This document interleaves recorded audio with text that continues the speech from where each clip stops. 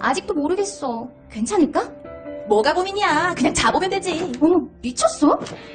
미치지 않았습니다. 2주간 실사용 후 불만족 시 환불 가능한 쇼앤 침대니까요. 딴지마켓 입점 2달째 반품률 0%를 자랑하는 이유 있는 만족도. 이젠 고민하지 마세요. 무어본 몸에게 물어보세요. 너는 뒤로 빠져라. 이 비겁한 교훈을 가르쳐야 했던 우리의 600년의 역사, 이 역사를 청산해야 한다. 권력에 맞서서 당당하게 권력을 한번 쟁취하는 우리의 역사가 이루어져야만이 이제 비로소 우리의 젊은이들이 떳떳하게 정의를 얘기할 수 있고 떳떳하게 불의에 맞설 수 있는 새로운 역사를 만들어낼 수 있다. 대통령의 말하기 위즈덤 하우스.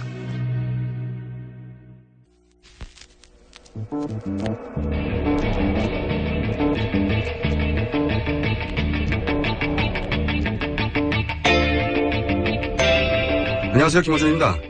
요즘 지상파 기자들은 자사의 전용 뉴스를 보지 않습니다. JTBC를 봅니다. 누구보다 자신들이 가장 잘 알고 있기 때문입니다. 자사 뉴스에서는 아무런 특종도 나오지 않는다는 사실을.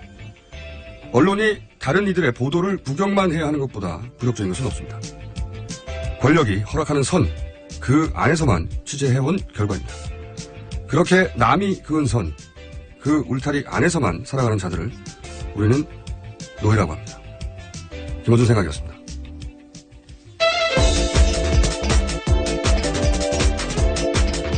자, 첫 시간은 항상 송채경화 기자와 함께합니다. 안녕하세요.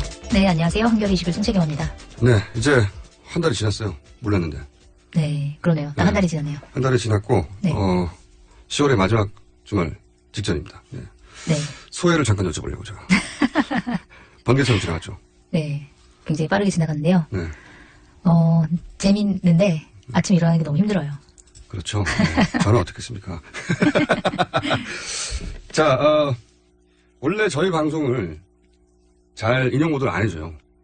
네. 다른 매체에서. 네. 아마 제가 진행하기 때문에 아닌가 싶어요. 그런데, 어제 안민석 의원이 저희 코너 중에서, 네. 일종의 특종을 하나. 최순실 씨 조카가 실세일 수 있다. 네. 라는 발언을 해서 많은 언론이 받았었어요. 그런데 받았을 때, 김호준의 뉴스공장이라고 절대 하지 않고, 한 언론, 한 라디오, 이렇게 이제, 보통 이렇게, 그런 경우에는 이름 써주거든요. 그래서 제가 긴급히 방송 들어오기 전에 PD하고 의논을 했습니다. 우리 이름 바꾸자, 한 라디오. 한 라디오나 한 언론으로 이름을 바꾸면 항상 거론될 거 아닙니까? 네. 네. 저의 한 달간의 소회였습니다. 이름을 바꿔야 되겠구나. 뉴스를 전해주십시오. 네, 알겠습니다. 오늘도 최순실 씨 뉴스가 거의 도배를 했는데요.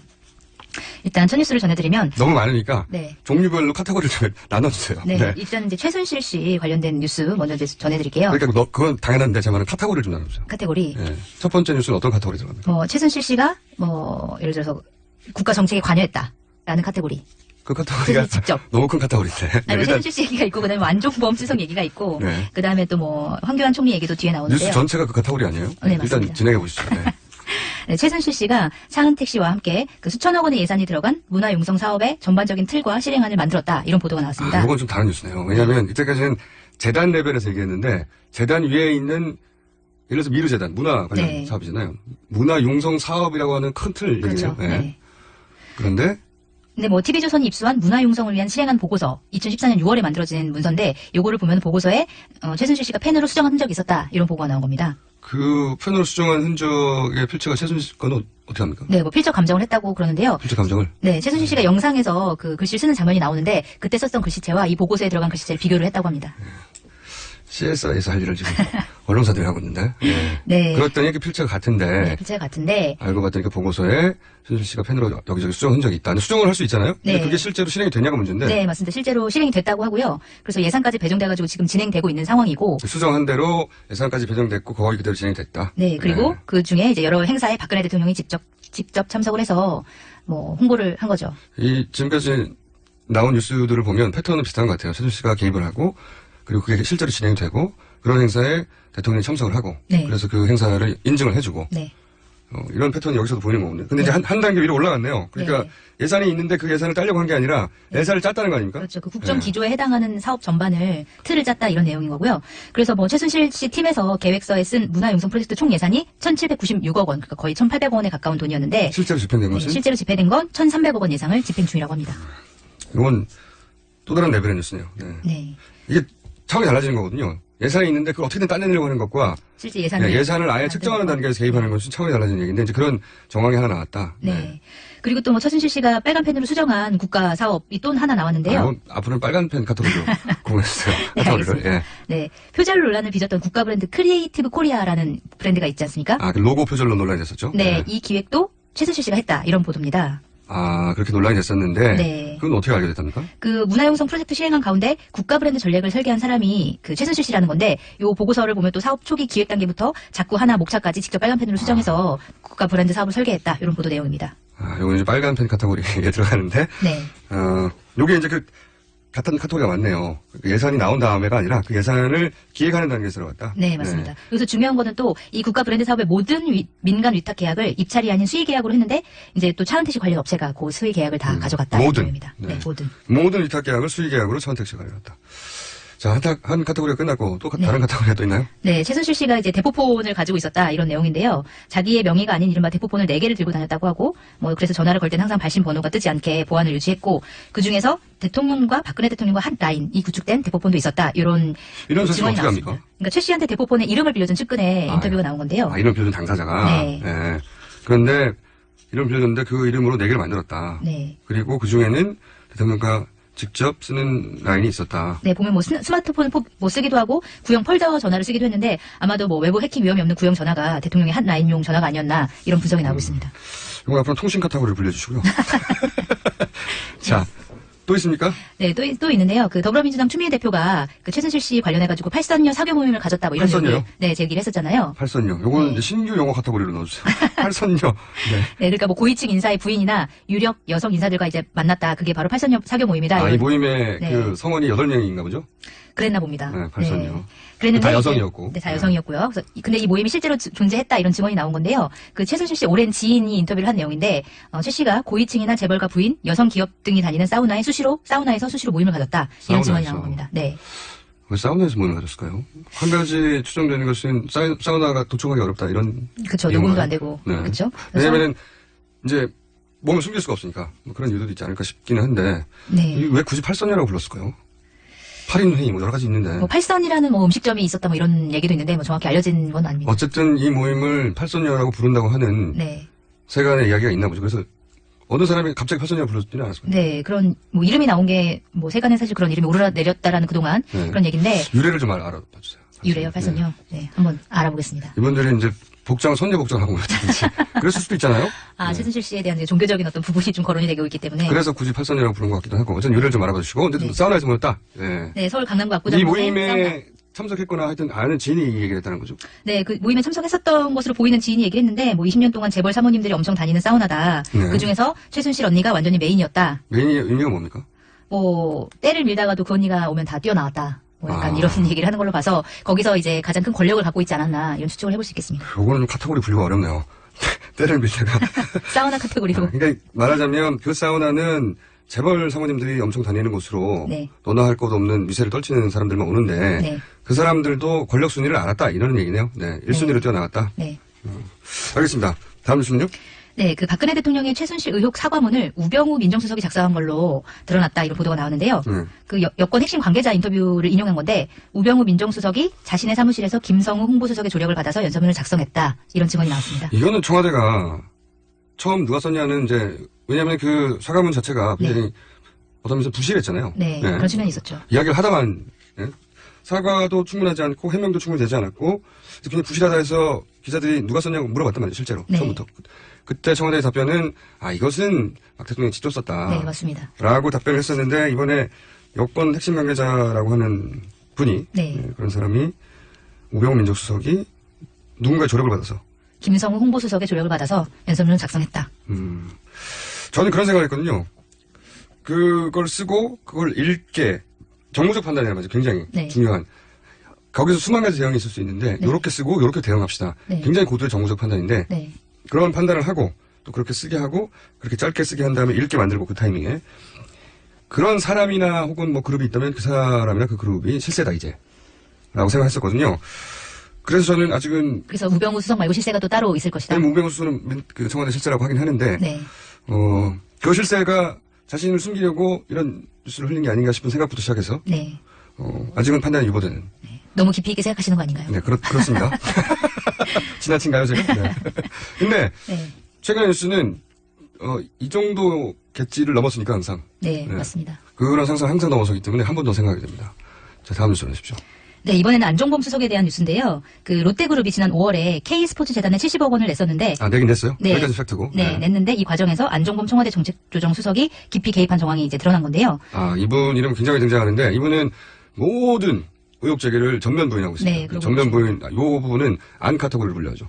네, 알겠습니다. 안종범, 당신은 경제수석이고, 지금은 정책조정수석인데, 네. 둘 다 막강한 자리입니다. 네. 네, 그렇죠. 그 K스포츠재단 관계자들의 이제 얘기를 들어보면 롯데한테 이제 70억 원을 내라 이렇게 하면서 이제 회의를 하는 그 전후로 최순실 씨와 안종범 수석으로부터 여러 차례 전화를 받았다. 이제 라고 이렇게 K스포츠 재단의 관계자가 얘기했나요? 네, K스포츠재단 관계자들이 밝혔고요. 특히 안 수석 같은 경우에는 이제 롯데와 면담 직후에 롯데랑은 얘기가 잘 되고 있는 거냐? 이거는 VIP, 그러니까 대통령을 의미하는 거죠. VIP 관심 사업이다 이렇게 또 언급하기도 했다고. 그러니까 안종범 수석은 이미 K스포츠 재단이 롯데와 만남을 가지고 있다는 걸 알고 있었다는 그렇죠. 거네요. 네. 근데 이제 K스포츠 재단 관계자가 얘기한 것은 잘 되고 있느냐는 전화를 받았다. 네. 그리고 그때 전화 통화 내용이 대통령 관심 사항이다. 네. 라고 언급을 했다. 네. 근데 이제 롯데그룹이 70억을 낸 거에 대해서도 좀 의혹이 나오고 있는데 이미 롯데는 17억 원을 그 낸 상황이었거든요. 재단 설립 출연금으로. 그런데 또 다시 얼마 안 돼서 70억 원을 이제 내라고 추가로. 얘기를 한 게 그러니까 사실은 그때 당시 이제 신동빈, 신동주 두 형제 사이에 경영권 분쟁이 이제 벌어지고 있는 상황이었거든요. 큰 사건이었죠. 예, 그래서 롯데 검찰의 형제. 내세가 네. 진행된 상황이었기 때문에 이거를 빌미로 해서 좀 협박성으로 돈을 받아낸 게 아니냐 이런 의혹이 시점상. 제기됐는데 네, 시점상이요. 그런데 이제 그 롯데그룹이 다시 또 70억 원을 한 열흘 만에 다시 돌려줬습니다. 재단에. 이게 더 이상하네요. 네. 그래서 17억 다음에 70억을 낸 거는 여러 가지 이야기를 할 수 있는데 네. 돌려줬어요. 네. 이건 더 이상합니다. 근데 돌려준 시점을 보니까 그 검찰 수사가 롯데에 불리하게 진행되고 있는 시점이었다는 얘기인 거죠. 그래서 이제 물증은 없지만 네. 신증이 가는 상황이다. 네. 17억을 내고 왜 또 굳이 70을 더 냈느냐. 그리고 더 낸 그 시점에 안종범 수석이 전화가 왔고 네. 확인을 했고 그런데 불과 10일 만에 70억이라는 의사결정을 한다면 10일 만에 물린다는 건 말이 안 되거든요. 네. 7천만 원도 아니고. 그런데 그때 무슨 일이 있었는지 앞뒤를 봤더니 수사 진행 중이었는데 10일 지나고 났더니 결과가 불리하게 되는 쪽으로 가고 있는 중이었다. 네. 그래서 예를 들면 이런 의혹인 거죠. 해결해 줄 테니까 그렇죠. 좀 성의를 보여. 네. 그랬는데 이제 정황상 해결이 안 될 것 같으니까 돌려줘. 네. 그런 정황인 거죠. 돌려준 게 더 이상한 겁니다. 네. 낸 것도 물론 제게 수준해 볼 때 액수가 너무 크지만 한 번 냈는데 근데 돌려준 게 더 이상한 거죠. 이거는 어떤 카테고리인가요? 안 카테고리죠. 네, 안 카테고리. 안 카테고리 또 없습니까? 네, 하나가 더 있는데요. 네.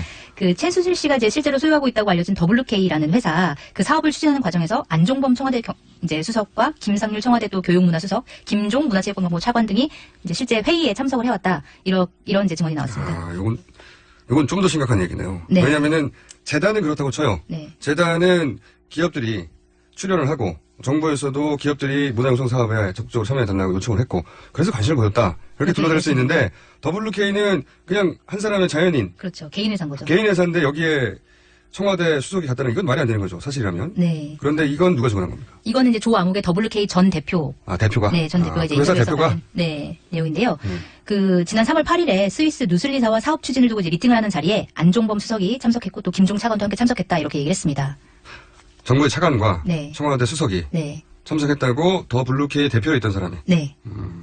그리고 또 이거 이제 WK 저기 만들어지기 초반에도 계속 안종범 수석이 관여를 했다 이런 얘기를 하면서 그 WK가 세워진 지 불과 일주일 만에 김상률 전 청와대 교육문화수석을 만나서 이제 사업 계획 등에서 얘기를 했고 그 6일 뒤에 또 한 호텔에서 김종 차관과 안종범 수석을 만나서 뭐 안 수석이 서로 많이 도와주고 배우라면서 김종 차관을 이제 소개를 해주고 그렇게 했었다는 얘기를 했습니다. 이 WK의 대표 입장에서는 놀랐겠네요. 왜냐하면 회사가 만들어진 지 지금 얘기대로라면 2주일인데 네. 2주 만에 이렇게 개인에서 조그만 회사인데 네. 청와대 수석이 지금 2명 왔다는 거 아닙니까? 네. 2명? 한 사람은 경제수석이고 하나는 교육문화수석. 네. 이런 사람들은 대기업 재벌도 만나기 힘들어요. 그렇죠. 그래서 안 그래도 이제 이 대표가 자기가 전혀 만날 수 없는 수준의 사람들을 만나서 자기 너무 무서워가지고 그래서 그만둘 생각을 했다. 그래서 그만뒀다 이렇게 얘기를 했어요. 무섭죠. 네. 이거는 기쁜 게 아니고요. 청와대 예를 들어서 뭐 수석이 아니라 비서관이나 좀 말단 정도를 만나면 기쁠 수 있어요. 네. 이 사업이 이렇게 활로가 뚫리는구나. 근데 이 정도 레벨을 너무나 쉽게 자기가 요청 안 했는데 왔다는 거 아닙니까? 네.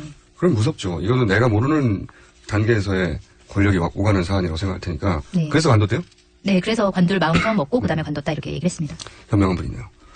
자, 안 카테고리 또 있습니까? 안 카테고리는 끝났습니다. 네. 그 다음에 다른 카테고리가 네. 그다음에는 이제 최순실 씨 조카 장시호 씨. 아, 이게 이제 네. 저희 방송에서 안민석 의원이 제기했던 의혹이죠. 네. 그리고 저희 방송 이름을 바꿀까 한 언론으로 고민하게 만든 뉴스인데 조카, 최순실 씨의 조카죠. 네, 그 최순실 씨의 조카 장시호 씨가 한국동계스포츠영재센터 사무총장인데요. 사무총장으로 있으면서 1년 사이에 정부로부터 약 7억 원에 가까운 지원을 받은 걸로 드러났습니다. 이거는 친척 카테고리로 넣죠. 네. 친척 카테고리. 아니, 여기서 끝이겠지 하면 또 나오고 하니까. 네. 이번에는 이제 가족 중에 조카. 근데 이제 이분은, 처음으로 등장했는데, 안민석 의원의 주장에 의하면. 네. 뒤에 있는 실세는 이분이다. 브레인이다. 뭐 이런 네. 표현을 했고, 당장 수사해야 된다고 얘기를 했었어요. 네, 그런 얘기들이 이제 많이 나오고 있는데, 장시호 씨는 최순실 씨 언니의 딸이고, 지금 한 37살 정도 됐는데, 지금 승마 선수 출신이에요. 그래서, 맞아. 네, 정유라 씨가, 이 장시호 씨, 그러니까 사촌 언니의 승마하는 모습을 보고, 승마를 뭐, 따라서 배웠다. 네, 그런 설이 있습니다. 그랬다는 설은 저는 들었는데, 그렇게만 연결되는 게 아니라, 이런 이권과도 연결되는 거군요. 네. 뭐, 장시호 씨가 있는 한국동계스포츠영재센터라는 곳은 이제 설립도 굉장히 일사천리로 진행됐고, 설립된 지 몇 달 만에 2억 원을 받았고, 정부로부터. 그 다음에 올해는 4억 7천만 원, 거의 5억에 가까운 돈을 이제 추가로 받아서, 이제 주변에서 좀 약간 놀라고 있는 분위기다. 이런 스포츠계 분위기가 전해지고 있습니다. 이게 뭔데 왜 갑자기 이런 돈이 왔냐, 이런 거죠. 네. 근데 저는 이제 관련 뉴스를 접할 때마다 참 특이한 것이, 이분들은 이름을 그렇게 계속 바꿔요. 이분도 이름을 바꿨죠. 네, 맞습니다. 원래 개명 전 이분의 이름이 장유진 씨였던가요? 네, 그랬던 것 같은데요. 네, 그리고 이제 지금 개명 후 이름이 시호 씨. 시호 씨. 네. 그 아버지 때부터 이름을 그렇죠. 바꾸기 어려운 시절부터 7번을 바꿨고, 네. 뭐, 최순실 씨 본인도 바꿨고, 딸도 바꾸고, 사촌도 바꾸고, 네. 이름을 바꾸니까 흔하지 않거든요, 그렇게까지. 특별한 이유가 없다면. 근데 이번 가족 중에 이름을 그렇게 바꾸네요. 이유가 궁금합니다. 아니, 실제로 최순실 씨 같은 경우에는 다 최선으로 불렸기 때문에 주변 사람들도 그래서 자기는 이제 이 사람이 최순실 씨인지 몰랐다라고 얘기한 사람이 되게 많아요. 최순실 씨는 그랬다고 쳐요. 네. 본인이 이제 이름을 대외적으로 활동해야 되는데 감추려고 공식 속상의 서류도 아예 그렇게 등장하게. 근데 딸은 왜 그렇죠? 그리고 이 사촌은 왜요? 조카는. 정말 이상합니다. 저는 이 결과 말고 이유가 궁금해요. 이것 좀 지혜해 주십시오. 저한테 너무 많은 짐을 지우시는 건가요? 아침에 일어나는 것도 힘듭니다. 팔선녀 또는 이런 이름의 개명 네. 이것이 비슷한 이유에서 출발하지 않을까 하는 생각이 들거든요. 네. 그 이유를 제가 모르겠는데 기자님께 이런 거 취재해서 알려주셔야지. 그렇잖아요? 노력해보겠습니다. 네. 하나 정도 더 짧게 할 수 있을 것 같은데요. 어떤 네. 뉴스입니까? 이번에 황교안 총리가 이제 새로 등장했는데요. 새로운 분이 등장했습니다. 네. 네. 황 카테고리로 넣겠습니다. 네. 네. 황교안 국무총리가 위원장으로 있는 국제개발협력위원회가 있는데 이 위원회가 미르재단이 관계된 해외 원조 사업 코리아에이드 사업에 계획도 없는 100억 원대 예산을 4일 만에 급히 편성했다. 이런 사실이 들어갔습니다. 이게 원래 있던 사업이면 네. 국무총리가 위원장을 있는데 많거든요. 네. 그러니까 문제가 될 게 없는데 원래 계획이 없었는데 예산이 4일 만에 생겼다. 이거는 말이 안 되죠. 네. 국가 예산이. 근데 그게 황 총리가 위원장으로 있었다. 그럼 네. 위원장이 오케이 사인 없이 안 되는 거죠. 네. 얼마가 갔다는 겁니까? 이게 143억 6천만 원인데요. 이게 뭐 서면회의만 진행해가지고 갑자기 한 번도 모이지 않고 서면회의만 해서 정해진 거고, 그 다음에 뭐 100억 원대 혈세가 투입됐는데도 법적인 근거가 뚜렷하지 않다. 갑자기 이렇게 주는 게. 서면회의라는 건 보통 사후에 만들거든요. 뭐 그럴 수도 있겠죠. 그렇죠. 서면회의를 서면회의라는 게 어디 있습니까, 세상에. 서면으로 줬는데, 이런 내용이 맞구나 하고 회의를 해서 거기 댓글 달아서 보내나요? 말도 안 되는 얘기죠. 예. 아직도 최순실 씨 뉴스는 더 많이 있습니다 보니까 더 많이 있는데, 네. 뭐 특정 종교와 인연 같은 새로운 카테고리도 있는데 시간이 없어요. 시간이 없어서 특정 종교 이야기는 다음 주 월요일 해야 될 것 같습니다. 네, 특정 종교 이야기는 네. 특정 종교에 관련된 사람이 이탈리아 대사로 추천이 됐는데 그분이 최순실 씨하고 관련이 있다. 네, 그런데 이번에 네. 이제 국민일보 인터뷰랑도 관련이 있다. 아니, 세계일보 인터뷰랑도 관련이 있다. 이건 종교 카테고리를 처리해서 다음 주에 다루기로 하겠습니다. 네. 지금까지 송채경화 기자였고요. 저는 한 라디오를 진행하고 있는 김호준입니다. 네, 감사합니다.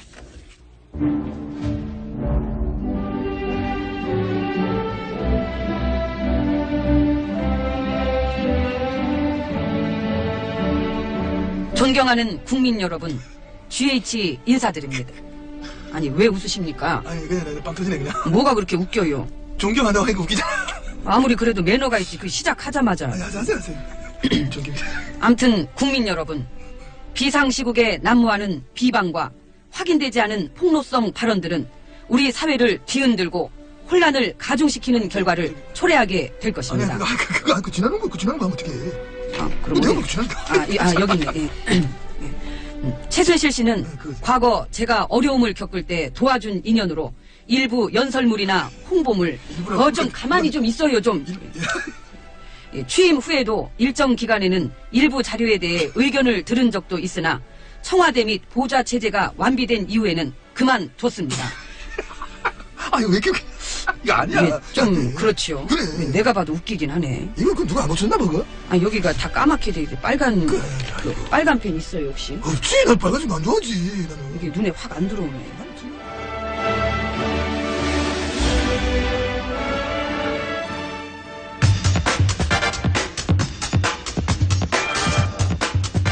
첫 번째 인터뷰입니다. 한라디오. 네. 지금과 같은 소선거구제에서는 그러니까 1971년 이후로 무려 45년 만에 처음으로 대구에서 야당으로 당선된 후 단숨에 잠재적인 대선 후보로 부각된 더불어민주당의 김부겸 의원 전화 연결하고 있습니다. 안녕하세요. 네, 김부겸입니다. 네, 반갑습니다. 오랜만입니다. 네, 오랜만입니다. 예. 예, 대선 출마를 선언하신 게 8월 말경이었으니까 2달이 됐습니다. 그래서 저희가 진작에 인터뷰 예약을 해뒀는데 요즘 시국이라 다른 얘기 전에 이 최순실 사태 이야기부터 해야겠습니다. 네. 예. 그 대구 수성갑이 지역구시니까 우선 저희가 묻지 않을 수가 없는데요. 그 박 대통령의 정치적 고향 대구 아니겠습니까? 그 피부로 느끼시는 민심이 어떻습니까? 글쎄, 하여튼 제가 전화번호를 공개를 했더니요. 저녁만 되면 참 전화가 많이 오는데요. 네. 한 두 가지 요인이 있는 것 같습니다. 한쪽은 대통령 욕을 합니다. 하는데, 네. 그냥 욕을 하는 게 아니라 비통함 같은 게 묻어 있어요. 그러니까 우리가 그렇게 열심히 밀어줬는데, 우리를 이렇게 비참하게 하느냐 하는 그런 어떤 애통하고 절망감 같은 거, 그렇죠. 그런 게 있고요. 네. 또 한쪽은, 당신은 그래도 대통령 욕만 할 게 아니라 이 나라가 어떻게 가야 되는지, 수습을 어떻게 해야 되는지, 이런 고민을 내놔야 될 거 아니냐. 당신도 그냥 남들과 함께 돌멩이만 던질래, 뭐 이렇게 얘기를 하시는데요. 저는 이 대통령께서, 대구 경북분들이 지금 뭔가 할 때 상처를 받았을 거 아닙니까? 온 국민이 다 그렇습니다만. 많이 받으셨겠죠. 예. 예, 그러면 이 사람들은 분명히, 진퇴를 분명히 하는 걸 좋아합니다. 잘못했으면 잘못했고. 그래서 지금 대통령이 뭔가 수습하려면, 당신께서 결단을 내리고 거치나 진퇴 문제를, 죄송합니다. 진퇴 문제를, 거치 문제를 분명히 해서, 내각은 어떻게 수습하겠다, 청와대 비서진 어떻게 하겠다, 이런 게 나와야 되거든요. 네. 예, 그런 문제를 빨리 매듭을 짓는 것이, 이 지역민들은 그나마, 조금, 안정이 될 것 같습니다. 지역민들로부터 그런 전화를 직접 받으셔서 그런지 거국 내각으로 빨리 해결하자 이렇게 제안을 하셨어요. 거국 내각 하자는 게 구체적으로 어떻게 하자는 겁니까? 제가 거국 내각 문제를 이렇게 생각합니다. 전에 우리 헌법이라든가 또 지난 4.13 총선의 정신 자체는 여야가 지금 협력을 해서 이 국가 위기를 극복해달라는 그런 뜻이었잖아요. 네네. 그런 한쪽의 목소리만 강조하지 말고. 따라서 대통령께서 하는 헌법에 따라서 어떤 총리는 국회에서 동의를 받을 만한 분을 좀 위촉을 하고 그 총리가 조각을 여야와 협의해서 조각을 해서 대통령께서는 좀 시급한 국방이나 안보 외교 문제를 직접 관장하시되 일반 어떤 국정 일반에 대해서는 그 총리와 내각에다가 맡기면 국회가 공동 책임을 지지 않겠습니까? 여야가 네. 그런 구도를 하자는 겁니다. 사실상 이원 집정부제와 마찬가지인데 근데 지금 그렇게 볼 게 아니고요. 현행 네. 헌법에 나와 있는 대로 하자는 겁니다. 예. 현행 헌법에 어떻게 되어 있습니까? 현행 헌법에는 대통령께서 어떤 총리에 대한 지명한다 할까요? 위촉할 게 있는데 총리가 내각을 추천할 수 있도록 되어 있거든요. 총리가 장관을 임명한다? 예, 장관을, 임명한 대통령 권 아니고요. 네. 총리가 제청을 하게 되어 있으니까. 제청을 한다. 예. 그러니까 국회가 인정할 만한 중립적인 인물로 총리를 세우고 그 총리로 하여금 네. 장관을 추천해서 그렇게 중립적인 내각을 구성하자 이런 얘기네요. 네네. 예, 그러면 지금 현재 그나마 이 위기 시에 어떤 국정 운영 영속성이랄까 안정성 같은 게 어느 정도 담보되지 않겠습니까? 그리고 대통령이 그 논란의 당사자에서 한 발 물러나고 그렇게 되면 국민들이 원하는 게 지금 사실은 철저히 사실을 규명하라는 거 아닙니까? 책임자에 대해서 그만한 정책 처벌을 하고 할 수 있도록. 그러려면 이제 그런 어떤 조건이 갖춰진 그런 상황에서 무슨 특별검사를 하든 이렇게 수사를 해야 국민들이 믿지 않겠습니까? 국민들이 원하는 게, 진실 규명이기도 하지만, 대통령의 거취에 대해서는 하야나 탄핵이라는 같은 단어도 등장합니다, 실제. 그리고 정치권 일각에서는 그런 주장도 하기도 하는데요. 의원님은 이건 방식이 아니다고 보시는 거죠? 두 가지입니다. 하나는 어떤 국정이라는 게 자꾸 그런 식으로, 물론 우리 공동체 내에 위기가 많이 있습니다만, 이번 위기는 정말 최고의 위기다는 데는 동의하지만, 또 국민들의 마음은, 허탈한 마음은 당연히 그런 요구를 할 수 있죠. 그러나 조금 현실 국정에 대해서 그나마 책임을 져야 되는 정치권이 그렇게 휩쓸려버리면 누구도 중심을 잡고 수습하기 어렵다는 그런 측면이 하나 있고요. 또 저희들은 과거 노무현 대통령 때 그 탄핵이라는 게 정말 얼마나 큰 정치적 상처, 국민들을 갈갈이 찢어놓는지를 봤거든요. 그래서 함부로 탄핵이나 하야나 이런 이야기를 함부로 해서는 안 된다. 그런 입장입니다. 그래서 이제 거국내각 말씀하셨는데 이제 그 하야 탄핵도 굉장히 어려운 일이지만 과연 이 거국내각도 되겠냐 싶은 것이 우선 첫 번째로는 대통령이 임명권 가장 중요한 권한인데 임명권을 내려놓으라는 거 아니겠습니까? 근데 이제 대통령의 지금까지 우리가 접해온 스타일상은 이게 가능하겠나 싶거든요. 조금 아무래도 가보지 않은 길이니까 두려움이 있으시겠죠. 그리고 그동안 국정 운영하는 스타일 자체가 보면 좀 당신이 어느 정도 믿음직하고 일부 막 겪어본 사람들 중심으로 사람을 썼는데 지금 이렇게 전혀 다른 환경에서 일을 해내겠냐는 두려움이 있을 겁니다. 그러나 지금 이런 위기 속에서 이렇게 국민과 국가 지도자 간에 이런 어떤 불신과 어떤 분노가 쌓여있는 상태에서 이걸 뭘 어떻게 하시겠어요? 그런 점에서 이제는 결단을 내려달라고 요청한 겁니다. 뭐 당위 선상에서는 당위 면에서는 당연한데 이제 뭐 예를 들어서 평생 부부가 결국 이혼하는 경우가 이게 당위를 몰라서가 아니라 사람이라는 존재가 잘 안 변해서 그런 거 아니겠습니까? 박 대통령이 상황이 어렵다고 근본적으로 다른 사람이 되기는 어렵지 않겠나 이런 생각이 들거든요. 그러니까 제도로 돌아가자는 거죠. 한 개인이 판단하기 어려울 때는 이런 제도가 있으니까요. 제도라는 게 아까 헌법에 특히 우리 헌법이라는 게 그런 어떤 내각적인 요소가 많이 가미가 돼 있잖아요. 거기에 의하면 아까 이야기한 총리 문제만 뭐 대통령 혼자 고민하지 말고 어차피 국회를 통과해야 되니까 여소야대 국회를 통과해야 되니까 그러니까 국회에서 어느 정도 합의한 인물을 추천하면 그 총리와 더불어 이 한 1년 4개월 남은 임기를 그렇게 정리를 해나가면 될 거 아닙니까? 그런 전례가 우리 헌정사에 있습니까? 이런 중진 대각을 구성한 적이?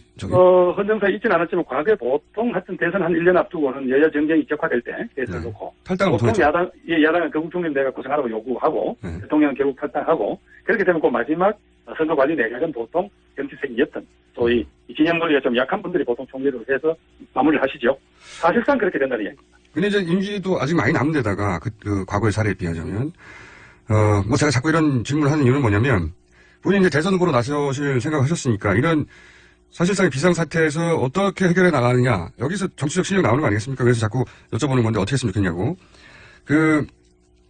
사람들이 만약에 대통령께서 그렇게 했다고 치죠. 좋다 그러면 국회에서 해결해 봐라. 근데 국회에서 이게 넘어왔다고 한들 국회 내에서는 또 해결이 되겠습니까? 지금 그 특검을 하자는 것만 하더라도 방식 가지고 얘기를 하는데 누구를 총리를 할지 그럼 장관을 어떻게 나눌지부터 시작해서 국회 내에서도 합의가 어려울 것 같은데요. 저는 여야 정치 지도자들이 결단을 하면 할 수 있는 겁니다. 그리고 지금 김 선생님 말씀하셨지만 이런 정도의 위기는 지금까지 없었거든요. 네.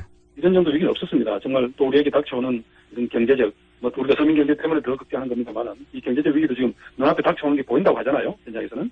그리고 또 북핵과 미국 대통령 선거 등등 안보 위기도 어느 한 사람이나 한 세력이 판단하고 끌고 갈 수가 없는 그런 위기인데 거기에다가 이제 국가 최고 지도자 책임자의 이 사실상의 이런 공백 상태가 만약에 오게 되면요. 이거 감당할 수 없는 상황이 올 수 있잖아요. 이렇게 되면 이런 위기 때문에 또 이런 국민들의 요구 때문에 이미 또 여기저기서 국민들의 목소리가 터져나오고 있지 않습니까? 그렇기 때문에 저는 정치인들이 더 긴장을 하고 있다는 걸 분명히 말씀드립니다. 아마 그 점에서 요렇게 요 며칠 사이에 여야 지도부에 있는 분들의 발언도 신중하지만 뭔가 이번에는 그냥 넘어갈 수 없다는 그런 취지들이 읽혀집니다. 그런 의지는 저도 충분히 읽혀지는데 이게 이제 정치 입장이 다르다 보니까 거국 내각이랑 단어만 비슷할 뿐 실제로 다 생각하는 바가 다르고 이 기회에 본인도 대선 후보로서 유리한 지형을 만들어야 되니까 굉장히 치열할 것 같지 않습니까? 그런 과정이. 그래서 이게 되겠나. 예를 들어서 국감에서 증인한 사람 채택하는 문제도 합의가 안 돼서 그렇게 싸웠는데 장관을 한두 명도 아니고 모든 장관을 다 갈아치우는데 과연 합의가 되겠나. 그거 하다가 1년 다 가지 않을까요? 싸우다가? 김 부장님. 네. 그때까지는 최순실이라는 분이 이렇게 막강한지 잘 모르지 않았습니까? 예. 네. 그걸 알았으니까 그분이 없어지면 그 막강한 사람이 뒤로 빠지면 공백이 훨씬 더 커지는데 대혼란이 오지 않을까요, 오히려?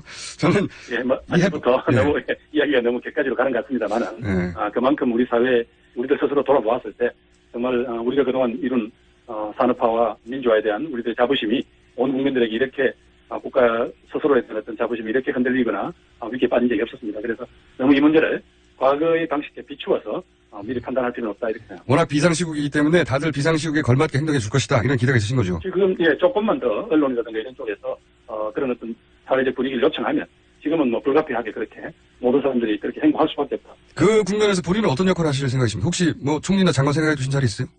그런 자리를 이미 염두에 두고 이런 일이 제안했다는 게 아니라 혹여 그런 제안이 온다면요? 지금 그것보다는 저는 이런 상황을 어떻게 우리가 정치인들이 책임 있게 행동을 수습할 건가를 위해서 이분 저분한테 지금 현재 어떻게든 테이블을 만들어 보자라고 요청하고 다니고 있습니다. 알겠습니다. 새누리당에서는 이제 이렇게 얘기합니다. 이제 수사는 검찰에 맡기고 혹은 뭐 특검에 맡기고 그건 그거고 개헌은 개헌대로 진행하자 이런 주장을 하고 있고 민주당에서는 제대로 수사를 하고 이 국면을 정리한 다음에 그리고 대통령이 주도하지 않는 개헌 테이블이면 가능하다. 완전히 다른 입장이거든요. 평소에 이제 개헌이 필요하다고 생각하셨던 분으로서 어떤 방식으로 진행해야 됩니까? 개헌을 진행한다면 어느 쪽 말이 더 맞죠? 예, 지난 월요일 국회에 와서 시정연설을 하실 때 대통령 개헌 문제를 언급하셨을 때 제가 바로 반응을 했거든요. 여기는 대통령이 나설 그런 자리가 아니다. 네. 이것은 개헌이라는 것은 우리 국가의 미래 또 우리 우리 자식들의 다음 세대를 위한 준비일 수 있는데 그것은 어떤 국민 대표기관인 국회에서 토론해서 하겠다. 대통령 한 발 빠지라고 이야기했으니까 저는 뭐 개헌 논의 자체가 토론 들어가고 하는 것은 대통령의 현재 처리하고는 관계없다고 봅니다. 다만 지금 현재 문제가 되는 것은 이 틀을 어떻게 빨리빨리 정리를 해서 국민들이 어느 정도 납득을 할 수 있겠느냐의 문제인데 현행검찰에 맡기는 것은 뭐 최악이라고 보고요. 어제 예산결산위원회에 출석한 법무장관한테 질문을 했더니 법무장관은 왜 당신들이 이게 말하자면 국민적인 신뢰가 없는 당신들이 이렇게 수사를 시작하느냐 그랬더니 특검에 합의되더라도 사실상 그분이 일을 하려고 하면 한 달 이상 걸릴 텐데 그때까지 증거인멸 등의 우려가 있기 때문에 우리가 먼저 수사 착수하지 않을 수 없다. 그렇게 사는 거다. 뭐 이렇게 답변을 들었습니다. 그래서 지금 또 그렇다고 해서 또 특검 중에도 두 가지 방법이 있지 않습니까? 이 사건을 위한 특검이 있고 이제 이른바 상설 특검, 늘 지금 우리가 합의해놓은 특검이 있는데 상설 특검 지금 공석 중입니다. 네. 이석수 검사가 지금 또 오히려 사임을 한 상태이기 때문에 그래서 저희들이 보기에는 여야가 아마 서로 이 문제에 대해서 새로운 인물에 대한 합의가 있어야 될 것 같고요. 그다음에 아마 여야가 국정조사에 대해서도 조심스럽게 토론을 해야 될 겁니다.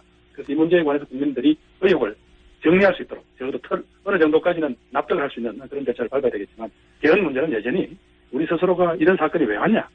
결국은 제도의 실패 아니냐. 한 개인이 모든 권력과 기회를 집중하니까 모든 이른바 주변에 여러 그를 둘러싼 세력들이 국정에 이렇게 농단한 게 아니냐. 역대 정권마다 다 이런 비극이 있었다. 그 말씀을 드리고 싶네요. 알겠습니다. 검찰이 지금 나선 이유를 증거인멸을 못하게 하기 위해서 나섰다고 하는데 근데 사실은 그랬다면 벌써 진작 한 달 전에 나섰어야 하는 일이고 그리고 거꾸로 증거인멸을 못하는 게 아니라 이렇게 되면 있던 증거도 사라지는 게 아닌가 하는 걱정들이 있거든요. 국민들이. 그런 걱정은 그렇다고 하더라도 네. 그냥 두면 아무도 간섭하고 아무도 이렇게 지켜보지 못하는 가운데 그냥 두면 또 다른 방식으로 증거인멸될 우려가 크지 않습니까? 검찰이 그걸 가속화시킨 건 아닐까요? 증거인멸을? 그래서 뭐 아침부터 너무 심각한 토론으로 들어가지 말죠. 예. 심각한 토론이 아니라 다들 그렇게 생각하는 것 같습니다. 그런데 이건 어떻습니까? 이제 대선 후보로 나서셨으니까 그리고 경선에 나서실 테니까 제가 꼭 여쭤봐야 될 사안이 이건데요. 대세론이 무난한 패배의 다른 일입니다. 그러니까 문재인 대세론 가지고 우리가 거의 기대하면 안 된다. 그렇게 이제 치고 나가신 지가 2달이 넘었는데 아직 지지율이 잘 안 움직입니다. 의원님. 예, 김호중 선생님 좀 안 도와주셔서 그렇다는 부분이 있어요. 예. 아니 이제 아마 저는 현재 지지율에 연연하지 않고 제가 주장하는 바 또 제가 꿈꾸는 국민과 함께 꿈꿀 수 있는 어떤 그 비전이라 할까요? 그걸 여기저기서 제 나름대로 귀한 분들 만나고 다듬고 또 현장의 목소리를 제가 소화해내고 그런 노력을 하고 있습니다. 조금 더 기다려주셔야지 어떻게 하겠습니까? 아직은 안 움직이는 이유가 뭐라고 보십니까? 제가 안 도와드린 거 빼고요. 제가 이렇게 상황을 각을 세우고 또 특정 상황에 대해서 이렇게 공격적인 그런 정치적 언어를 쓰지 않지 않습니까? 이재명 시장을 거론하시는 겁니까 이게? 아니 그건 아니고요. 전체적으로 제 정치하는 스타일이 이렇게 각을 세워서 투쟁형으로 가지 못하는 데 대해서 좀 밋밋하다, 임팩트가 약하다 그런 지적을 받고 있습니다. 그러나 저는 국민의 큰 마음을 믿고 있기 때문에 뚜벅뚜벅 가고 있습니다. 그럼 이건 어떻게 생각하십니까? 이게 뭐 지지율 탄력을 받지 못해서 그런지 아니면 그렇게 이제 오다한 뚜벅뚜벅 가는 스타일 때문인지 김부겸은 결국 제3지대에 합류할 것이다. 이런 이야기가 여의도에 떠도는 시나리오 중에 하나거든요. 이거는 어때요? 말도 안 되나요? 제가 그 문제는 벌써 몇 차례 부인을 했는데 그다음에 지금 국민들 마음이 한가하게 그런 이야기하기는 조금 적절치 않은가 했거든요. 오늘은 옆으로 빠지지 말고요. 오늘 원래 지금 현재 최순실 데이터와 지금 어떤 전국의 수습 방안이 할까 이런 쪽 이야기로 집중해 주시면 안 될까요? 오늘은. 그럼 요 질문으로 마무리를 하면 3지대에 합류할 일은 없다? 그건 뭐 제가 몇 차례 밝혔는데요. 그래도 계속 나오는 이유는 뭐라고 생각하세요? 제가 주장해온 정치적인 어떤 방식 자체가 인형 논리로 여야가 편을 갈라서 계속 무한전쟁으로 싸운 이 방식의 정치를 이제 끝낼 때가 되었다. 그리고 저것도 협치를 할 각오를 해야 하고 그 제도적인 완성으로서 어떤 헌법 개정까지를 포함하는 그런 일련의 준비를 해야 된다는 제 주장 자체가 지금 여러 가지 제3시대 합류설에 오는 분들하고 주장이 비슷하잖아요. 그래서 그런 오해를 받는 것 같습니다. 그분들의 느낌일 뿐 그런 이상은 없다. 자 그러면요. 대통령이 모든 욕을 거부했어요. 예를 들어서 내각 총사퇴도 안 하고 비서진도 일부만 교체하고 뭐 거국 내각의 제안도 받아들이지 않고 그럼 어떻게 해야 되는 겁니까? 그건 뭐 지금으로서는 함부로 상상하기 어렵고 또 상상하기 싫은 그런 장면이네요. 그렇게 되면 그 다음부터는 전국 수습이라든가 이런 어떤 뭐랄까 주도권 자체를 이 제도권에 있는 사람들이 못 지는 상황이 오지 않겠습니까? 예. 여기저기 국민의 목소리가 본물처럼 터져나올 텐데요. 예. 그렇게 되면 그건 누구도 수습하기 어려울 겁니다. 사실상의 무정부 상태랑 비슷하게 갈 것 같은데, 그런 그렇게 되죠. 그거는 우리 대한민국이 처해 있는 상황을 생각해 본다면 그런 최악의 상황으로 가지 않도록 우선 청와대에 있는 빨리 자기들 거취를 분명히 하고 대통령께 건의도 분명히 하고 또 내각도대 총리가 자신의 진퇴 문제에는 내면하지 않겠다고 했으니까 총리도 그런 어떤 진정 어린 어떤 말하자면 대통령한테 말씀을 드리고 그다음에 여야 정치권도 그렇게 되면 자신들이 모든 걸 던질 각오로 이 수술에 나서야 됩니다. 자칫하다가는 우리가 함부로 예측할 수 없는 그런 위기로 빠져들 수도 있거든요. 그렇게 갈 수도 있을 것 같다는 두려움 때문에 질문 드린 건데. 자, 그러면 그런 상황이 아직 오지는 않았으니까요. 그때 한번 다시 연결하기로 하고 오늘 말씀 여기까지 듣겠습니다. 감사합니다. 네, 감사합니다. 네. 지금까지 더불어민주당의 김부겸 의원이었습니다. 네. 2부, 1, 2부 여기까지고 잠시 후 3부에 뵙겠는데 저희 방송에서 언급된 내용을 인용하실 때는 저희 프로그램명을 거론하기 싫으시면 김어준의 한 라디오라고 해주십시오. 네. 그 정도는 저희가 받아들일 수 있습니다. 3부에서 뵙겠습니다.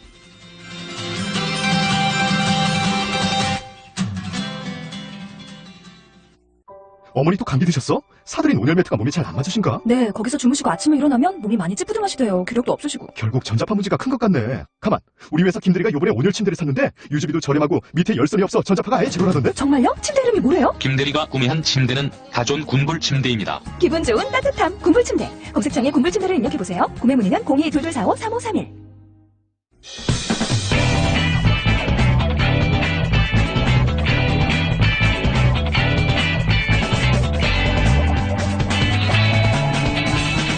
김어준의 뉴스 공장.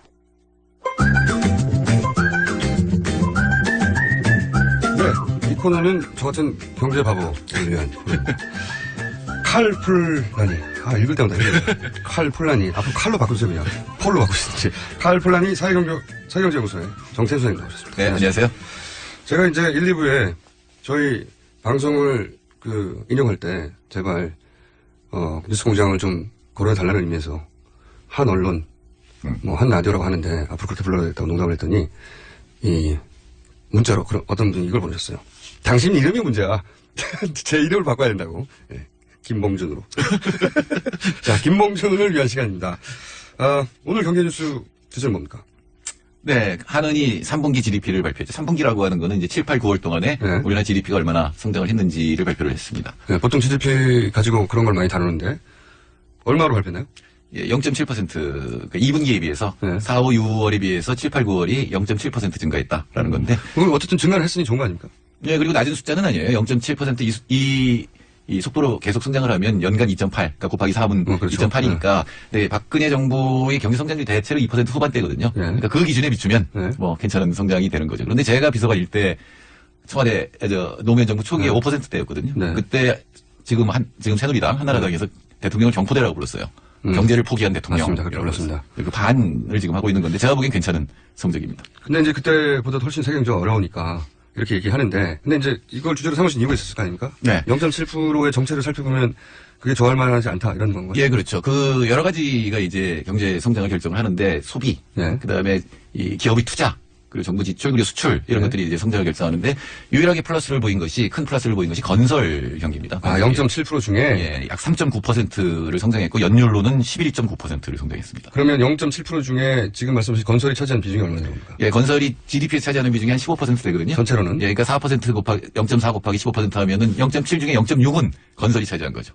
연율로 얘기하면 2.8 중에 2.4%를 건설이 차지한 거니까 나머지는 정체라고 봐야 되는 거죠. 거의 90%를 건설이 이끌고 있는 거죠. 네, 건설로 우리 경제가 지금 이끌려 나가고 있는 거죠. 그러면 거꾸로 나머지는 마이너스라는 얘기네요? 예, 특히 중요한 것은 설비 투자가 마이너스 0.1% 분기로 그리고 연율로는 마이너스 작년 3분기에 비해서는 마이너스 4.5%니까 사실 설비 투자가 굉장히 중요한 거잖아요. 기계를 늘리고 공장을 세우고 이래서 내년을 위해서는 그렇죠? 네.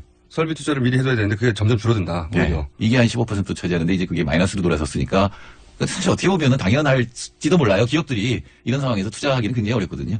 이게 전 세계적으로도 별로 안 좋은 데다가 굉장히 불안해졌잖아요. 거기다 구조조정 시기에 이런 것들이 겹쳐져 있어요. 앞으로 경기가 좋을 것이냐 나쁠 것이냐 기업들은 이 경기를 어떻게 보느냐 선행지수가 되는 게 설비를 투자했느냐 아니냐인데 그렇죠. 계속 줄어든다. 네. 그러니까 우리나라는 특히 이제 수출이 우리나라 위기에 빠지면 수출이 대폭 늘어나고 환율 때문에 네. 그리고 그거에 따라 설비 투자를 늘리게 되는데 지금 설비 투자가 마이너스고 수출은 정체 상태거든요. 그러니까 내년에도 계속 경제가 좋을 가능성이 없다. 근데 문제는 내부에서 지금 건설 투자를 늘려가고 경제 성장률을 끌어올렸는데 지금까지 이걸 계속할 수 있느냐죠. 건설로 그나마 끌어왔는데 여기까지 지금 말씀하신 대로라면 경제 성장률의 대부분은 건설로 만들어왔는데 이 건설도 계속 이끌어갈 수 있느냐? 그러니까 지금 박근혜 정부의 정책은 경제 정책은 두 개예요. 하나는 줄푸세. 경제 혁신이라는 이름의 규제 완화. 네. 세금이나 올려서. 예, 계속 규제 완화 뭐 이런 거 한 거 하나 하고 또 하나는 주택 경기 일으킨 거거든요. 돈 빚줘서 집 사고 빚져서 전세금 올려주고 그래서 들썩들썩하게 만들었잖아요. 최경환 총리가 했던 그 정책. 예, 유일한 정책이죠. 그래서 그걸 지금까지 끌어올려놨는데 과연 앞으로도 작년에 주택 공급이 우리 역사상 가장 많았습니다. 아, 그래요? 100만 호를 건설했어요. 그게 역사상 가장 많았죠. 2000년에 통계를 잡은 이후에 가장 많은 주택을 건설을 했는데 과연 수요가 그렇게 되느냐는 거죠. 여태까지는 젊은 사람들한테도 빚 줘서 마지막 기회에다 집 사라 이랬잖아요. 네. 지금 또 50만 원을 지어놨어요. 또. 예. 근데 이게 팔릴 거냐, 분양이 될 거냐. 금년까지는 됐습니다. 우리가 모르는 사이에 집을 그렇게 많이 줬어요? 예. 아, 모르는 사이도 아니고. 저는 몰랐어요. 정수가 관심이 없는 저는 몰랐는데. 아니, 많은 사람들이 이제는 더 이상 집값이 못 올라갈 거라고 얘기를 했잖아요. 심지어 폭락을 얘기하신 분들도 있었는데, 그게 이 박근혜 정부 4년 동안 들썩들썩해서 서울이 올라가고 있거든요. 근데 이건 완전한 가수입니다. 그러니까 금융권에서 돈을 빌려줘서 집을 사도록 만든 거거든요. 근데 아무리 바보라도 또 살까? 이런 생각이 이제 드는 거죠. 그러니까 보통 한 35만 호 정도가 1년의 주택 수요라고 그래요. 실수요가. 예, 근데 50만 호씩 두 번이니까 15만 호씩 30만 호가 지금 남아 도는다고 볼 수 있는 거죠. 이건 완벽한 가수요. 돈 많은 사람들이 더 많이 사가지고 임대업을 하게 한다든가 뭐 요것도 요새 정책으로 나오고 있잖아요. 그런 식으로 만들지 않는 한 이 주택 수요가 더 이상은 유지 못되고 그러면 주택 가격이 떨어지는 순간 이제 위기가 올 수가 있는 거죠. 그 임계점에 왔다고 보시는 거예요? 이 얘기는 한 10년 전부터 여러 사람이 얘기를 했지만 오래전부터 이제 더 이상은 안 된다, 더 이상은 안 된다 했기 때문에 똑같은 얘기가 또 반복되는 거 아닌가. 근데 성장률 전체가 떨어지고 있고 지금 수출 쪽이 굉장히 나쁘거든요. 전세가 나쁘니까. 지금 설명해 주실 때 지금까지 계속해서 이제 임계점에 왔다. 더 이상은 주택을 지어봐 소용이 없다. 집값은 떨어질 것이다. 대폭락이 온다. 이 얘기는 저도 10년째 듣고 있어요. 네. 특히 총수랑 가까운 사람들 그 얘기 많이 듣죠. 그 경제 전문가들 중에 이런 얘기를 하는 분들 굉장히 많았고 특히 진보 진영에서 이런 얘기를 계속해 왔는데 이런 분들이 또 그런 얘기를 하면 야, 안 그랬잖아라고 하게 되는데 이번에는 어떻게 다른 겁니다. 다른 겁니다. 문제는 이제 가계부채예요. 그러니까 가계부채가 800조일 때도 굉장히 문제다라고 그랬는데 지금 1300조가 넘었었거든요. 그러니까 1인당 한 4천만 원 정도씩의 가계부채를 당장하기까지. 예, 지고 있는데 이거가 더 늘어날 수 있느냐 과연.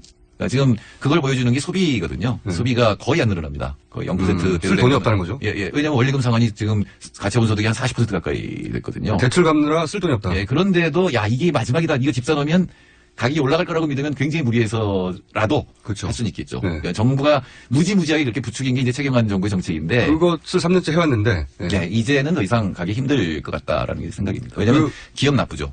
가게 나쁘죠. 그리고 정부도 지금 세금을 올리지 않았기 때문에 쓸 여유가 없어요. 그렇기 때문에 더 이상 이 환상을 가지고 집값이 올라갈 거라고 생각하는 믿음 이것들이 유지되기는 굉장히 힘들 것이다. 정부도 지난 시간에 우리가 배웠던 양적 완화 같은 거를 쓸 여유도 없고. 와, 진짜 학습 잘해요. 그걸 어떻게 기억해요? 양적 완화 단어만 생각납니다. 양적 완화를 하면 지난 시간에 못 들으신 분을 잠깐 설명드리면 채권을 사서 정부가 채권을 사서 돈을 강제로 풀어가지고 그 돈이 시중에 돌게 만들려는 정책인데 그러기에도 돈이 없다는 거죠 정부가 지금. 아니 그렇게 할 수는 있어요. 근데 그 돈이 과연 은행에서 밖으로 나가서 설비 투자가 되지는 않을 거고 다시 한번 그러면 주택 사라고 돈 빌려줘야 되거든요. 더 위기만 강화할 것이다. 예. 근데 이게 이제 일반 시민들도 그거를 받아들이기엔 작년에 집 산 사람이 30, 40대거든요. 굉장히 위험한데 더 이상 이제 20대한테 돈 빌려주고 집 사라고 하기도 어려울 거니까 이제는 진짜 한계에 부딪힌 게 아니라 그리고 인구가 이제 줄어들잖아요. 대출 받을 사람도 없다 이제. 네, 제가 보기에는 없습니다. 이제는 대출을 갚기 위한 대출은 일어날지 모르지만 집을 사기 위한 대출이 대규모로 일어나는 거는 굉장히 어렵다. 이 LTV도 다 풀었거든요 이제. 그러면 대출이 더 이상 안 될 때 그 다음에는 이제 훨씬 이자율이 높은 미국의 서브프라임처럼 점점 리스크 큰 쪽으로 내려가잖아요. 그럼 그러다 빵 터지는 겁니까? 이제 위험해지죠. 그리고 실제로 집값이 떨어지기 시작하면 금융위기가 오는데 어떤 정부도 집값이 확 떨어지는 거 막으려고 할 거거든요. 금융위기가 오면 경제 전체가 마비가 특히 이제 내년에 대선 시즌이니까 어떻게든 막으려고 할 거 아닙니까? 지금 근데 이 정부가 경제 정책을 할 능력이 없어요. 1년 4개월 정도 남았는데 지금 무슨 누가 말을 듣겠습니까? 사실은 경제 정책은 일관됐어요. 제가 보면 안보 정책 왔다 갔다 했거든요. 가령 중국 전승절 기념회도 보내고 이러다가 갑자기 개성공단 전면 폐쇄하고 그다음에 사드까지 배치하는 굉장히 극과극을 왔다 갔다 했거든요. 근데 경제 정책은 일관됐습니다. 일관되게. 네, 재벌들 규제 풀어주고 그다음에 주택 경기 일으키고 법인세 떨어뜨려주고. 예, 근데 그게 이제는 더 이상 유지될 수 없는 단계에 들어갔고 그다음 또 구조조정되잖아요. 지금 대기업들. 이거야말로 사형탑이 있어야 되거든요. 근데 원래도 사형탑이 아니었지만. 지금 위기가 맞는데 이런 위기를 어떤 컨트롤 타고 꽉 쥐고 억지로라도 어느 방향에 끌고 가야 되는데 끌고 갈 주체가 지금 무너지지 않았냐 이런 말씀이시네요. 경제도 어려운데 지금 이 정치 상황도 이러하니 최순실 사태로 더 어렵다 지금. 그러니까 부총리나 총리가 확실한 의지를 가지고 대통령이 거기 정권을 위임하고 가면 좋겠는데 지금 상황은 뭐 그런 지시를 할 사람도 없고 책임을 질 사람도 없고 사실은 관료들이 지금 아무 일도 안 하려고 할 거거든요. 관료들이 지금 무슨 일을 벌였다가 문제가 되면 누가 막아줄 것도 아니고 자기 고스란히 다 막아야 돼, 책임을 져야 되거든요. 그럼 관료들이 일을 안 하게 될 가능성이 높습니다. 안 움직인다. 네. 그렇게 되면 청와대 계셔보셨으니까 아시겠죠. 언제 안 움직이는지 관료들이. 전 모르죠. 노무현 대통령이 있을 때 다 움직였으니까. 자, 그러면은 이게 왜 이렇게 된 겁니까? 네? 왜 이 지경이 온 거죠? 최순실 사태는 최순실 사태고 왜 이렇게 된 거죠? 그러니까 경제가 수출이 안 되면 우리나라 원래 이 경기 회복 메커니즘은 위기가 오면 환율이 우리나라 돈의 가치가 떨어지고 수출이 늘어났는데 그게 지금 막혀버렸거든요. 다른 나라도 환율을 자꾸 낮추려고 하니까 그러니까 막혀버렸고 수출이 안 늘어나면 내수가 늘어나야 되거든요. 해외에서 우리나라 물건 똑같은 물건인데 가격이 떨어지면 사니까 그렇게 수출이 늘어나야 되는데 그 메커니즘이 붕괴된 거예요. 왜냐하면 다른 나라도 같이 환율 떨어져요. 그 효과가 안 나타난다. 안 나타나고 그다음에 기업들이 그러니까 설비 투자를 안 하고 내수는 두 가지입니다. 소비하고 투자. 근데 기업들이 투자를 안 하면 소비가 늘어나야 되거든요. 설비 투자가 마이너스니까 투자를 안 하고. 소비가 늘어나야 되는데 쓸 돈이 없잖아요. 가계부채가 너무 크고 임금은 안 오르고. 자기 돈은 전부 다 대출 묶여있으니까. 그다음에 또 정부는 구조조정에서 일반 해고의 자유로 실업자를 늘리겠다고 말하는 거잖아요. 비정규직을 늘리고 이렇게 되면 소비까지 줄어들게 되면 수입은 없어지니까. 정책의 방향이 잘못됐던 거고 이건 사실은 한 10년 이상 방향을 수정했어야 했는데 안 해왔고 지금 정부에서는 그걸 더 악화시켰다라고 볼 수밖에 없죠. 그런데 이제 여기서 걱정되는 지점은 그것을 빨리 위기를 인지하고 해결하고 싶어도 해결할 컨트롤 타워의 어떤 장악력이 사라지지 않느냐, 이 정부가. 원래 박근혜 대통령이 경제 정책에 대해서 많이 관여하지는 않았을 것 같아요. 자잘구레하게 특혜주고 이런 건 분명히 많이 했는데. 그런 걸로 드러나고 있죠. 그런데 정책 기조는 푸는 거였어요. 그러니까 잘못된 방향이었다. 그리고 주택 건설을 무리하게 한 것. 그리고 안보 위기까지 지금 있잖아요. 이게 최순실 사태하고 연결이 된 이야기네요. 그럼요. 그러니까 그게 다 국정 난맥상이라고 하는 거는 청와대가 어떻게 하느냐에 달려 있는데 제가 있을 때랑 비교를 해보면 비서관들이 저렇게 아무 얘기도 안 한 이유가 도대체 뭘까? 하다못해 난 여기서 못해 이러고 나오는 사람이라도 있어야 될 거 아니에요. 본인처럼. 본인은 그런 건 아니고 저짜리 겁니다. 이게 웃을 일은 아닌데 그런데 오셨으니까 그리고 이건 이 주제에 안 맞는 정계하고 안 맞는 주제인데 청와대에 계신 분들이 세상에 그렇게 많지 않거든요. 경험이 있으신 분들이. 그래서 제가 계셨으니까 잠깐 궁금한 게 하나 있는데 항상 궁금해갔던 거예요.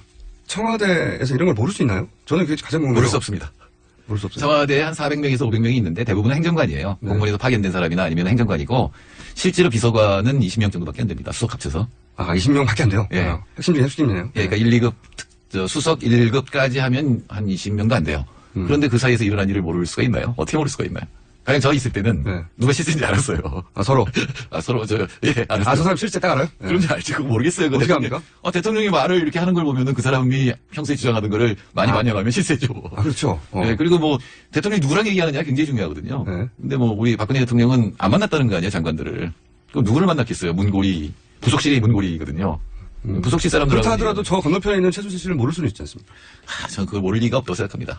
어떻게 모르겠어요? 다 얘기를 하고 그중에 아는 사람들은 분명히 있고 시무룩한 사람도 있잖아요. 안전검색이라든가 이런 사람들이 있는데 그 수석들이 어떻게 움직이는지 옆에서 어떻게 몰라요? 이렇게 긴 시간 동안 모를 수가 없다. 몰랐다는 증거가 나오면 어떻게 하실 겁니까? 몰랐다는 건 그냥 기억이 안 난다 모른다지 보기 증거가 뭐가 있겠어요. 알겠습니다. 경제가 지금 굉장히 어렵다고 하고 이 풀 해법이 안 보인다는 게 오늘의 주제고요. 이럴 때일수록 강력한 타워가 필요한데 컨트롤 타워가 없는 게 더 큰 걱정이다. 걱정입니다. 오늘 여기까지 하겠습니다. 지금까지 칼 폴라니 사회경제연구소의 정태희 소장이었습니다. 감사합니다. 감사합니다.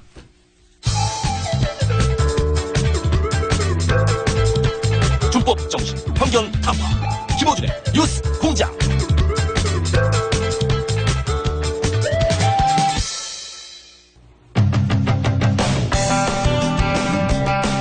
두 번째 인터뷰 시간입니다.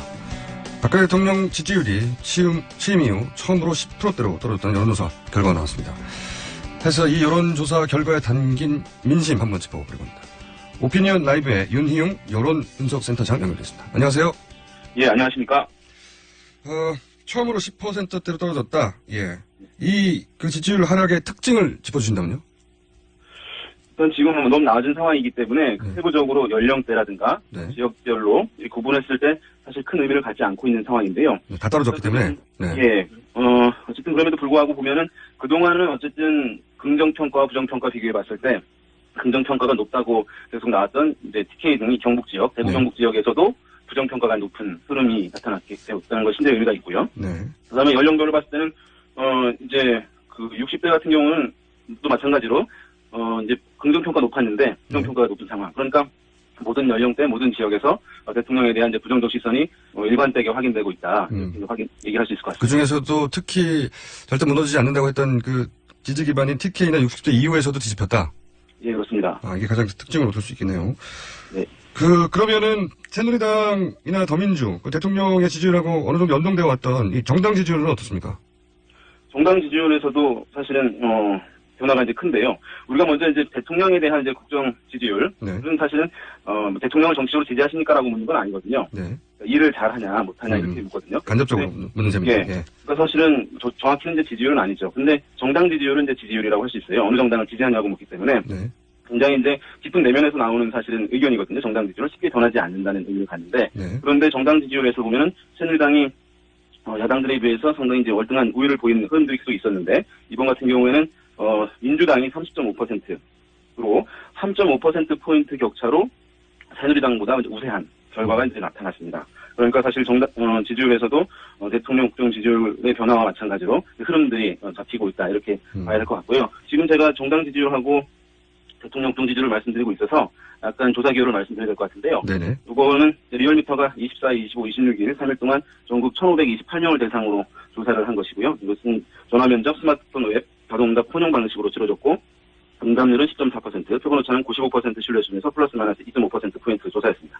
지금 말씀 듣다가 원래 이제 이런 조사 기호를 꼭 말해야 되니까 말씀하신 건데 듣다가 특이한 지점 하나가 응답률 10% 말씀하셨지 않습니까? 네, 10.4%. 이게 제가 여태 접했던 이런 여론조사 상을 보면 굉장히 높은 응답률인 것 같은데 그렇지 않습니까? 이번 해당 기간 조사에서 스마트폰 앱 방식을 적용하게 되면서 응답률을 기술적으로 높인 측면이 있습니다. 그렇군요. 예. 저는 혹시 이번 사태가 이번 사태 사람들이 관심도를 반영하는가 싶어서 여쭤본 건데 딱히 그건 아니군요. 네. 그런 건 아니고 조사 방식 때문에 높아진 게 있다. 네네. 그러면 대선 후보들은 어떻게 연동됩니까? 대선 후보들은 아직까지 이제 크게 직접적으로 반영이 된다고 보기는 어려울 것 같습니다. 미세한 이제 변화 조짐들 약간의 변화 있습니다만은 이제 큰 변화를 지금 바로 연결돼서 보기는 어렵다고 보고요. 다만 이제 추세 지금 1위를 달리고 있던 반기문 유엔 사무총장이 이른바 이제 여권의 후보 또는 친박의 카드로 이제 인식되는 경향들이 있었거든요. 그렇죠. 여당 지지자들도 사실은 절반 이상 지지하는 흐름들이 타조사에서 많이 잡혀왔던 것인데 과연 그것이 이제 반기문 유엔 사무총장의 대선 주자 지지율에 지금의 상황들이 일정 부분 영향을 미칠 수 있는지 여부 그것이 이제 굉장히 주목되고 있는 상황이라고 할 수 있겠죠.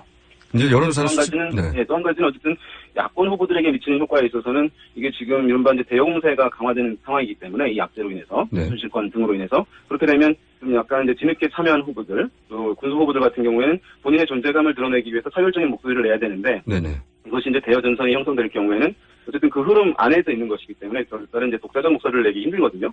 비슷하니까요, 다들. 사람들을 그렇습니다. 그래서 지지율을 이제 군수 후보들이나 뒤늦게 뛰어든 후보들이 이제 지지율을 끌어올리기가 쉽지 않은 상황이 마련되기도 하는 것이죠, 일반적으로. 그러니까 해법이 예를 들어 거국내가 얘기하면 다들 얘기하니까 눈에 띄기 힘들다 이런 말씀이신 것 같은데 여론조사는 수치보다는 추세가 중요하잖아요. 제가 이제 궁금한 것은 말씀하셨다시피 대선 후보 군에서 반기문 사무총장은 아직 특정 정당에 소속돼 있지는 않지만 친박의 후보로 인식된 측면이 있는데 그렇다면은 지금 국면이 본인에게 유리하게 작용하지는 않을 거 아니겠습니까? 추세를 어떻게 전망하십니까? 그렇죠. 긍정적으로 작용할 수 있는 상황은 아니기 때문에 여권 자체에 사실은 지지층이 여러 가지 이제 어떤 보수층으로서 이제 여권의 강경한 지지층으로서의 정체성 자체가 많이 약화되고 있는 상황이기 때문에 기존에는 그것이 일정 부분 살아 있었고 반기문 유엔 사무총장에 대한 이제 지지로 이어지고 있던 상황인데 그러면 그 지지의 수치 뿐만 아니라 강도, 지지의 강도 자체도 영향을 줄 가능성이 있기 때문에 아마도 이 사태는 부정적으로 영향을 준다고 보는 게 일단 합리적일 것 같고요. 예. 추세는 부정적으로 영향을 미칠 것이다. 그러면 반사이익은 어느 정도일 것이냐? 네, 어느 정도일 것이냐의 문제인데. 반사이익은 누가 가장 크게 가져갈까요? 그런데 야권에서 지금 앞서 있는 후보들이 반사이익을 가져간다고 보는 게 일단 맞겠고. 문재인, 안철수 이런 분들요? 예, 그렇습니다. 그다음에 이제 여권에서는 사실은 대중성 있는 차기 주자를 확보하지 못한 상황이기 때문에 반기문 유엔 사무총장으로 인해서 이것이 여권 내 후보 누구에게 바로 반사 효과가 당장 간다고 보기 힘들고 새누리당 내에서 또는 여권 내에서 어떤 차기 대선 주자분과 관련하여서 어떤 개혁적 그룹이라든가 이런 것들이 새로운 이제 흐름들이 형성되느냐 당의 변화를 통해서 그 여부에 따라서 이번 사태로 인한 어떤 반사 효과가 여권 주자금으로 나타날지 여부는 보인다고 할 수 있겠고 지금으로서는 누구에게 딱히 반사 효과가 간다고 단정하기는 어려울 것 같습니다. 뉴스가 너무 많이 쏟아져가지고 이게 굉장히 오래된 것 같지만 대통령 사고한 지가 며칠 안 됐기 때문에 아직 이 효과가 어떻게 분산될지는 정확하게 분석이 안 된 상태군요. 말하자면. 그렇습니다. 한 주 정도 봐야 된다. 최소한. 네. 일단은 이제 많은 분들이 궁금하실 것이 이제 박근혜 대통령 지지율과 관련해가지고 이것이 이제 왜 떨어지느냐. 뭐 사과를 했는데 더 떨어졌어요. 예. 예.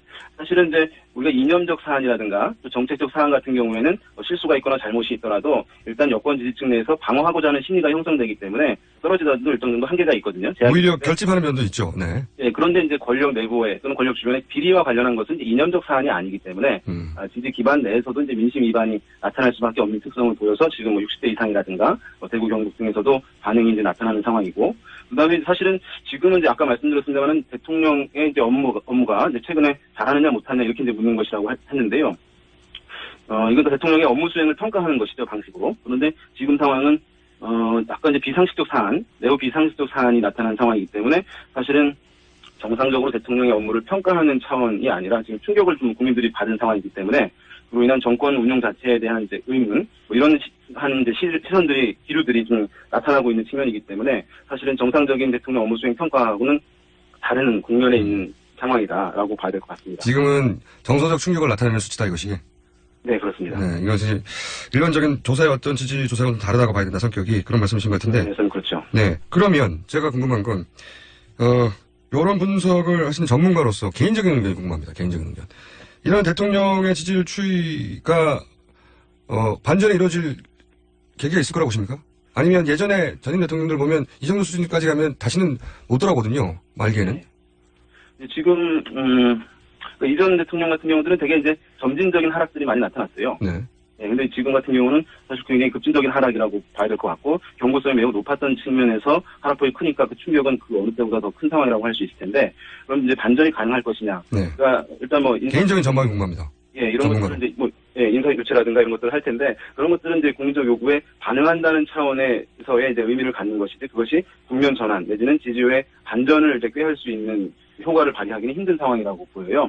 예, 그러니까 그런 면에서 지금은 어떠한 조치를 한다 하더라도 사실은 국민들 요구, 사안 자체를 만족시키기 어렵다는 점에서 사실은 지지율을 지금 반전 상승시키기는 어려운 국면에 처해 있고 계속해서 어떤 증거들, 이제 의혹들이 이제 쏟아져 나오고 있는 상황이고 이것을 사실은 반전시키기 위해서는 대통령이나 청와대가 대중들이 예상하는 수준을 뛰어넘는 조치를 해야지 사실 국면에서 어느 정도 변화가 발생하는 것이거든요. 네.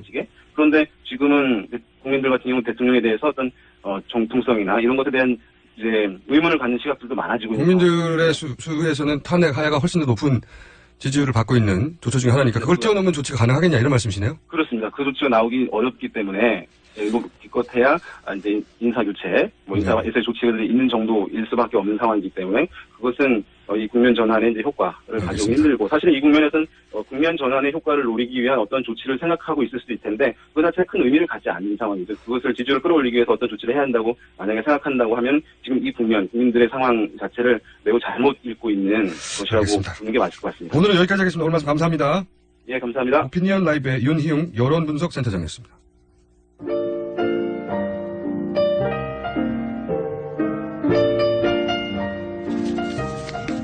AS 시간입니다. 네. 개명에 대해서. 729 있으신 분, 뭔가 미심쩍네요. 이런 문자는 의미가 없습니다. 다들 미심쩍어요. 이유를 말씀해주세요. 본인 생각하는. 그리고, 김어준 뉴스공장이 다음 실검매에 올라오네요. 신기합니다. 네. 언론에서는 저희 그 방송명을 잘 거론해 주시는데, 네. 네티즌들이 따로 거론해 주시는 거예요. 그러니까. 네. 감사합니다. 앞으로 자주 거론해 주십시오. 검색해 주십시오. 여기까지 하겠습니다. 오늘은.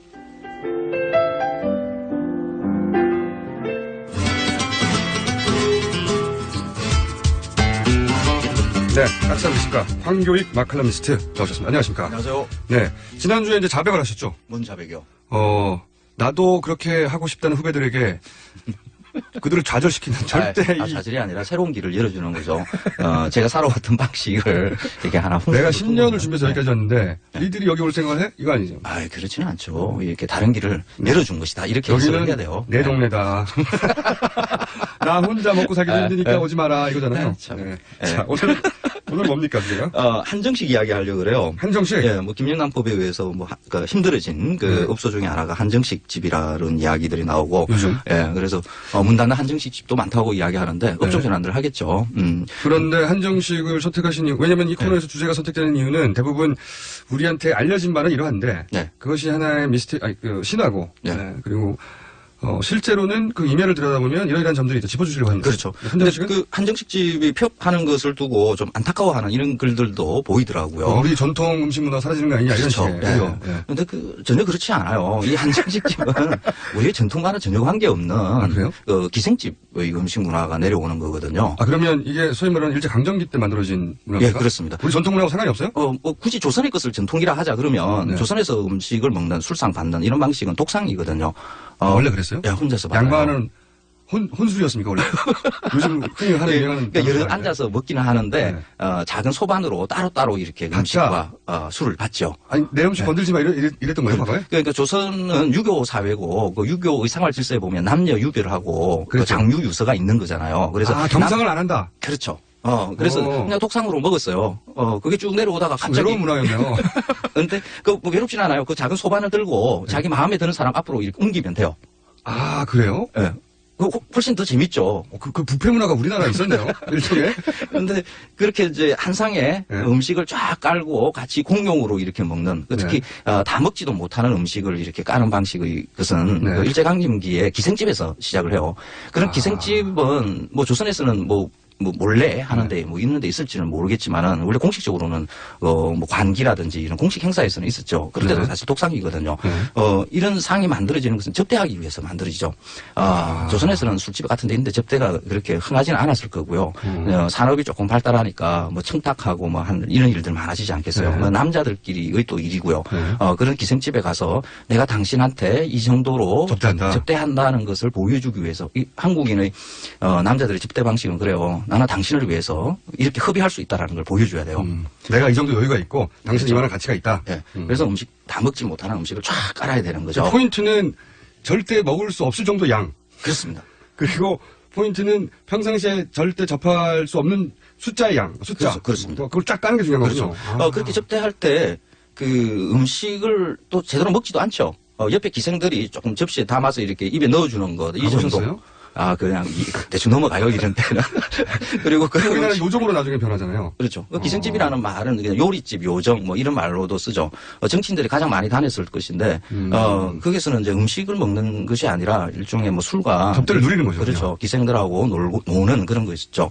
근데 일제강점기가 굉장히 번창해요. 일본식, 중국식, 한국식 이렇게 있다가 이제 일제가 폐망하면서 일본식은 이제 일본으로 다시 돌아갔고, 중국식도 중국집으로 돌아갔나요? 그렇죠. 좀 고급한 중국집으로 이렇게 변했는데 한국의 요리집들은 그게 한정식집으로 이렇게 변하죠. 1960년대 세제가 세금이 그런 유흥업에서는 세금을 좀 20% 정도 매기고 그냥 음식점은 10% 매기는 이런 그 세제가 이제 만들어지면서 세금 좀 덜 내려고. 그것이 한정식이라는 형태로 변해버렸다. 그렇죠. 한정식. 한정식이라는 이 단어 자체가 일제강점기에도 없었어요. 이 말은 그 일본의 정식이라는 말, 정할 정자에 먹을 식자거든요. 그렇군요. 거기서 한자 붙인 거거든.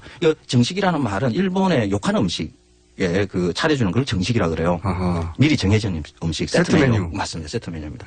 우리 욕한 가서 음식을 내가 뭘 먹겠다 주문하지 않는데 그냥 외우잖아요. 그냥 차려준 대로 먹는 거죠.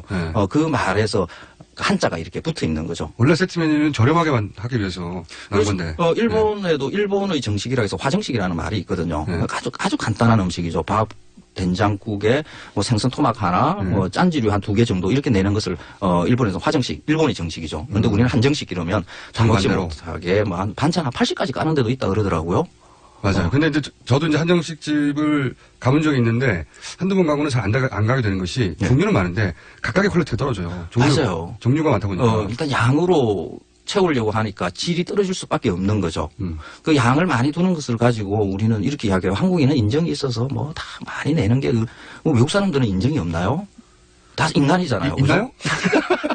다 같은 인간인데 그거는 그냥 만들어낸 말이다. 기생집의 악습이 내려오는 겁니다. 그거를 합리화했을 뿐이다. 그렇죠. 근데 그 한정식집의 일이 그 일반의 음식점으로 많이 확장이 돼 있죠. 반찬을 많이 내는 것으로. 한국 음식은 무조건 반찬이 기본으로 한 7, 8가지나 깔려야 그냥 고등어 백반을 먹든 된장찌개를 먹든 뭘 먹든지 간에 반찬을 그렇게 많이 깔아야 된다는 그런 인식을 만들어준 게 이 한정식이거든요. 그게 원래 우리 전통이 아닙니까? 그렇죠. 먹을 만큼만 해야 되는 게 정상이죠. 지금 음식물 쓰레기 때문에 어마어마하게 골치들 앓거든요. 버릴 데가 없어요. 사료를 만들려고 하는데도 그 사료 그 염분이 높아서 돼지 먹이기도 좀 곤란하고요. 그 오리 정도가 먹는데 그 오리한테 먹이면 그 오리의 냄새도 좀 심하게 나고 그래요. 별로 질 좋은 오리가 만들어지지 않습니다.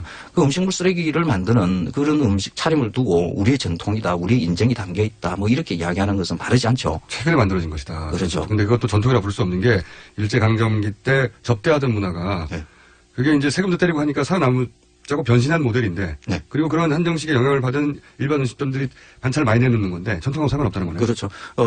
우리는 근대로 넘어오면서 그러니까 매식이라 그러죠. 바깥에서 먹는 음식. 식당. 식당의 음식의 구성을 어떻게 할 것인가 스스로 이렇게 깊이 있게 생각해 본 적이 없어요. 산업사회에 맞는 그런 음식 상차림을 이제 좀 생각해 봐야 될 거 아닌가. 그러니까 보통 이제 스스로 근대화를 한 나라들이 이제 음식을 내다 파는 산업이 발전해 가면서 식당을 어떻게 꾸려서 내가 사람들을 서비스할까 이러면서 이제 살아남는 것도 있고 죽는 것도 있는데 우리는 그런 과정을 못 거치고 일본 게 확 들어온 다음에 일본가 들어온 것도 아니죠. 그게 이제 그냥 뭐 변태적으로 변해가지고 그렇죠. 뭐 술집에서 일어나는 일들을 제발 그 전통이라는 말로 그렇게 포장하고 이러지는 말았으면 좋겠어요. 그 한정식 집은 진작에 사라져야 될 것이었는데 이제 김영란법으로 이렇게 조금 또 정리가 된다 그러니까 저는 좀 다행이라고 생각해요. 음식 문화를 연구하신 분으로서는 이게 그분들 개개인의 피해가 안타까운 일이나 전통 문화 전체로 보자면 다행이다. 그렇죠. 근데 그분들은 그 뭐 음식업에 오래 계셨던 분들이니까 다른 업종으로 전환을 하겠죠. 한정식 운영하시는 분들도 다 그렇게 이야기했어요. 돈 안 남는다고. 그렇게 많은 양을 차리는데 그게 돈이 남겠어요. 그러니까요. 한국 음식 하면 돈 안 남아 다 이렇게 이야기하거든요. 돈도 안 남고 쓰레기도 많이 만들고 하는 그런 상차림을 전통이라고 생각하는 것 자체가 우리가 잘못이었죠. 그러면 어떻게 가야 됩니까? 만약 지금 말씀하셨다시피 우리가 근대화 과정에서 음식 문화도 산업화되는 게 굉장히 부실했고 내용이 없었다. 그럼 지금 어떻게 해야 됩니까? 예를 들어서 우리 전통 음식은 저도 불만이 이런 게 있어요. 어떤 음식 프로 보면 전통 음식을 주제로 한 음식 프로 보면 저런 게 우리나라 음식이었어? 진짜 먹고 싶다. 근데 주변에서 먹을 데가 없어요. 어디 가서 먹어야 되죠, 이거? 진짜 저 진짜 맛있게 생겼는데 주변에 접할 수 있는 건 대부분 김치찌개, 또 된장찌개 이 수준이거든요. 그 전통이라고 하는 것을 어떤 음식의 형태를 두고 이런 게 전통이야. 김치찌개, 구절판, 뭐 떡볶이 이런 게 전통이야 하고 이걸 지켜야 돼, 이런 것을 먹어야 돼 하는 생각부터 버려야 돼요. 그런 현상을 고착이라 그러거든요. 전통은 음식 문화라는 것은 끝없이 변화하는 거거든요. 그럴 수밖에 없죠. 그래서 그 변화가 우리한테 그냥 만족스럽게 합리적으로 변화될 수 있게끔 어떤 음식을 차리든지 간에 그냥 대한민국의 전통으로 만들어지는 것이죠. 그 주변에 근대화가 좀 늦게 진행된 국가들의 사례들을 그냥 들여다보면 쉽게 알 수 있어요. 우리 동남아시아, 동북아시아권에 있는 여러 나라들의 상차림들을 보면 음식 쓰레기 남기고 이러지 않거든요. 근데 그 음식들이 그 나라들에서 수백 년간 먹어온 그런 음식들이냐 그렇지 않습니다. 그 가까이 일본만 하더라도 그 사람들이 먹는 뭐 돈가스니 뭐 고기구이라든지 뭐 이런 음식들 그 아주 오래전부터 있었던 거 아니거든요. 개방하고 나서 그런 거죠. 그렇죠. 그 역사들이 한 100년 정도밖에 안 돼요. 프랑스 음식이나 이탈리아 음식도 그래요. 걔네들도 수백 년 동안 먹어왔던 음식을 가지고 있는 게 아니라 기껏 역사 한 200년 정도 그런 상차림이 만들어진 것이. 스시도 오래 안 됐다고 그러고 있어요. 그렇죠. 그러니까 지금 그 조선에서 어떤 것을 찾으려고 하지 말고 지금 우리가 먹을 때 합리적으로 맛있는 음식 여러 식재료들이 세계 그냥 각국에서 다 들어오지 않습니까? 그리고 조리법들도 이제 세계 공용의 기술로 같이 쓰고들 있으니까 거기서 그냥 대한민국에 맞는 한국 입맛에 맞는 그런 것을 만들어내야 되는 거죠. 지금 전통을 만들어야지. 사실 우리가 전통을 믿고 있는 것은 이게 변태지 전통이 아니다. 전통은 근대화를 제대로 못 고쳐서 없으니 음식 문화도 만들어야 된다 지금. 그렇죠. 요약하면 그거네요. 우리는 조선에 살고 있지 않습니다. 대한민국이 그런가? 굉장히 색다른 주장입니다. 왜냐하면 전통 음식 하면 이제 과거에 우리 그 궁중 음식이나 이런 것만 떠올리고 그거 어디서 먹나 했는데 그게 아니다. 그 고착이에요. 그 문화는 끝없이 변화합니다. 이 황교익 마클렌트와 함께하는 시간에 굉장히 파격적인 주장들이 나오고 그중에 일부는 이분이 다시 복귀할 수 있을까 방송에? 아주 마음에 듭니다. 그래서 자 여기까지 하겠습니다. 지금까지 황교익 마클렌트였습니다. 감사합니다. 고맙습니다. 자 저도 다 됐네요 시간이. 이번 주 감사했습니다. 들어주셔서 다음 주 월요일 아침 7시 다시 뵙겠습니다. 한 주 잘 보내십시오. 안녕.